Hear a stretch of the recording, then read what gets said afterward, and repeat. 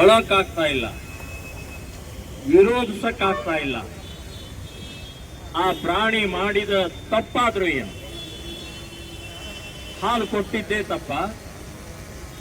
ಮೂತ್ರದಿಂದ ಸರ್ವ ರೋಗಗಳನ್ನು ನಿವಾರಣೆ ಮಾಡ್ತಾ ಇರುವಂತಹದ್ದೇ ತಪ್ಪ? ಈ ದೇಶದಲ್ಲಿ ಸಾವಿರಾರು ವರ್ಷದಿಂದ ಗೋವನ್ನ, ಆಕಳನ್ನ, ಹಸುವನ್ನ ತಾಯಿ ತಾಯಿ ಗೋ ಮಾತಾ ಅಂತ ಹೇಳಿ ಪೂಜೆ ಮಾಡಿದ್ದನೇ ತಪ್ಪಾಯ್ತಾ? ಸೊ ಈ ರೀತಿಯ ನಿರಂತರವಾಗಿ ಈ ದೇಶದಲ್ಲಿ ಆಗ್ತಾ ಇರುವಂತಹ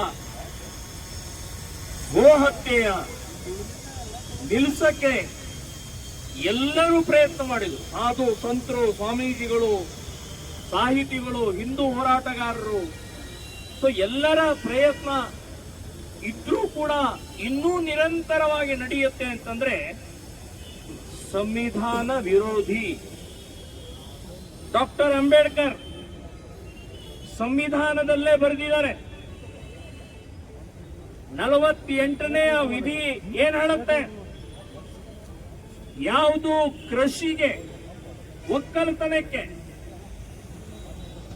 ಯಾವುದು ಇವತ್ತು ಬೇಕಾಗತ್ತೆ, ಅಗ್ರಿಕಲ್ಚರ್ಗೆ ಬೇಕಾದಂತ ಎಲ್ಲಾ ಪ್ರಾಣಿಗಳ ರಕ್ಷಣೆ ಎಲ್ಲರ ಹೊಣೆ ಅಂತನ್ನುವಂಥದ್ದು ಡಾಕ್ಟರ್ ಅಂಬೇಡ್ಕರ್ ಅವತ್ತೇ ಬರೆದು ಇಟ್ಟಿದ್ದಾರೆ.